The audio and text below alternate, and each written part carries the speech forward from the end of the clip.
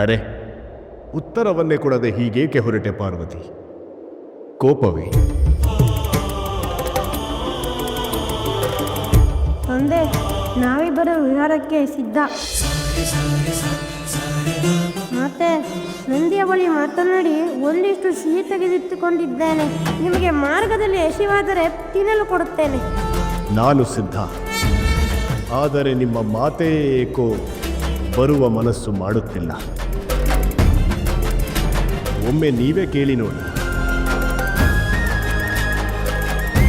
ಮಾತೆ, ನಿಮಗೂ ವಿಹಾರವೆಂದರೆ ಬಹಳ ಪ್ರೀತಿಯಲ್ಲವೇ? ನೀವೇಕೆ ಬರುವುದಿಲ್ಲ? ಕಂದ, ಇದು ವಿಹಾರಕ್ಕೆ ಹೋಗುವ ಸಮಯವಲ್ಲ. ಅಲ್ಲದೆ ನನಗೆ ಬಹಳಷ್ಟು ಕೆಲಸಗಳಿವೆ. ನಿಮ್ಮಿಬ್ಬರಿಗೂ ಮನಸ್ಸಾಗಿದ್ದರೆ ನಿಮ್ಮ ತಂದೆಯ ಜೊತೆ ಹೋಗಿ ಬನ್ನಿ.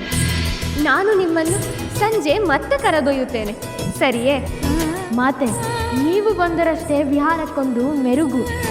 ಮಾತೆ, ನಿಮ್ಮ ಕಥೆಗಳನ್ನು ಕೇಳುತ್ತಾ, ಕೈಲಾಸದ ಕಾಡಿನ ಪ್ರಾಣಿಗಳೊಂದಿಗೆ ಮಾತನಾಡುತ್ತಾ, ತಂದೆಯ ಸಾಹಸಗತೆಗಳನ್ನು ಕೇಳುತ್ತಾ ವಿಹರಿಸುವುದೇ ಆನಂದ.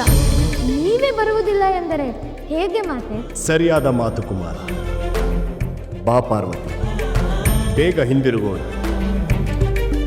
ನಿನ್ನ ಕೆಲಸಗಳನ್ನು ನಂತರವೂ ಮಾಡಬಹುದಲ್ಲ.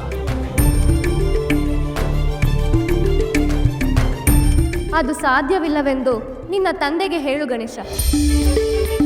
ಯಾವ ಕಾರ್ಯಗಳು ಎಂದಿಗೆ ಪೂರ್ಣವಾಗಬೇಕೋ ಆಗಲೇ ಆಗಬೇಕು. ಮುಂದಕ್ಕೆ ದೂಡಿದಷ್ಟು ಅನಾಹುತಗಳೇ ಹೆಚ್ಚು ಎಂದು ನೀನು ಹೇಳು. ಮಾತೆ, ಈಗಲೇ ಎಲ್ಲವನ್ನು ಪೂರ್ಣಗೊಳಿಸಬೇಕಂತೆ ತಂದೆ. ನಿಮ್ಮ ಮಾತೆ ಯಾವ ಕಾರ್ಯದ ಕುರಿತು ಹೇಳುತ್ತಿದ್ದಾಳೆ ಎಂದು ನನಗೂ ಅರ್ಥವಾಯಿತೆಂದು ಹೇಳು ಗಣೇಶ. ಮತ್ತೆ ನಿಮ್ಮ ಕಾರ್ಯವೇನೆಂದು ತಂದೆಗೆ ಅರ್ಥವಾಯಿತಂತೆ.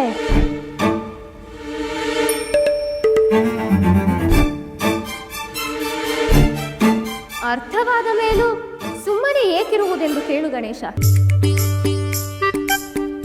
ಈ ಕಾರ್ಯದಲ್ಲಿ ಅವರ ಪಾತ್ರವು ಬಹಳ ಮುಖ್ಯವೆಂದು ಅವರಿಗೆ ಅರಿವಾಗಲಿಲ್ಲವೇ? ಅರಿವಾಗಲಿಲ್ಲವೇ ತಂದೆ?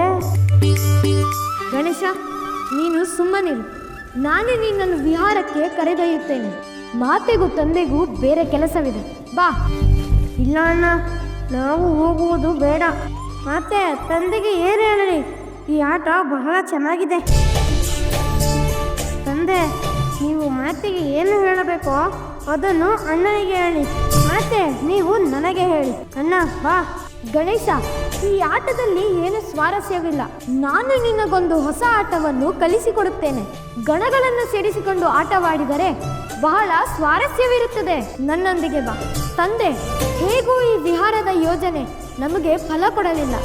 ನೀವು ನಮ್ಮೊಂದಿಗೆ ಬನ್ನಿ.